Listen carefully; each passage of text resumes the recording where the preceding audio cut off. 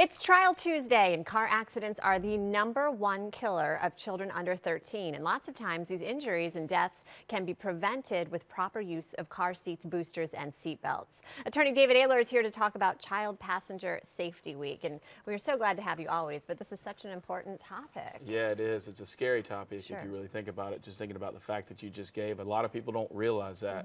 And what you often see in accidents is where a child is either not secured at all, meaning just completely improperly, or they may be in a car seat or a booster seat that doesn't really fit the size that they are. Yeah, now you have some scary figures related to them. Killer of children 1 in 13 Yeah. that are because of the car seats. Yeah, absolutely. It's the #1 killer for any child between the ages of 1 and 13, and that's directly due to those accidents. And oftentimes, now there are incidents, of course, where maybe they were properly secured, but oftentimes they end up showing, statistics show that it's because the child was not properly secured within the vehicle. Maybe they were in the front seat and they weren't supposed to be, or in the back seat, and simply the seat was not put in correctly. Yeah, and another thing, obviously, before you even purchase a car, I would assume that you want to research. I know I do, as a parent, do it. You know, what's safest for the car seat? Do you have any tips on that? Yeah, absolutely. I mean, you know, we complain about a lot of things on the internet, but one thing it's great for is some research like that. You talk to other parents, you look at different safety advice that's online, and you really want to look at that on your own outside of being at the dealership, and really look at not just what statistically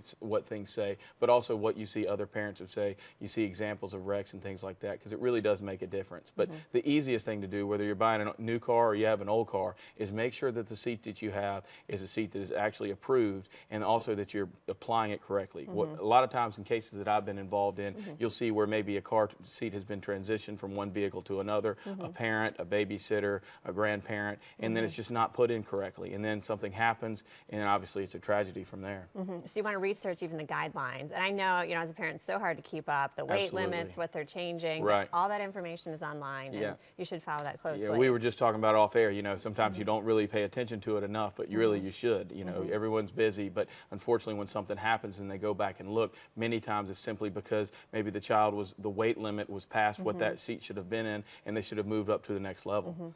Let's talk about shortcuts. I'm sure a lot of people are like, I'm just running to the store, or maybe, you know, grandparents sometimes, my kids weren't in car seats, they were fine. Right, they ran around the back seat of the Sure, car, no but problem. times are different now, right? Yeah, absolutely. Most accidents happen within a mile of your house. Wow. And so when you think about, you know, running down to the store, whether it be to the gas station or the grocery store, or maybe the pharmacy, you know, a lot of times you can't leave the child at home. You don't feel like getting the seat. Maybe you share a seat, and then they just put them in the back seat and kind of strap them down. You know, that is more dangerous than anything you could possibly do, because simply you're so comfortable driving in that area, you're not paying as much attention. And those are the time the accidents do occur, particularly if you have a child that's insecure in the car. You know, a lot of damage can be done. Now, unfortunately, if it comes to the case where you are in a wreck, what do you need to do? Well, obviously the first thing, particularly if you have children in the vehicle, is no matter what, even if the child appears to be okay, you want to take them to the hospital. You want to take them to their doctor to make sure they're okay, because unlike you and I, they can't communicate. There may be something internally wrong, and just because they're not crying doesn't mean that they're not actually injured. So that's the first thing you want to do. And then from there, you're going to look at the accident. You want to handle it just like you would if you were just in the accident.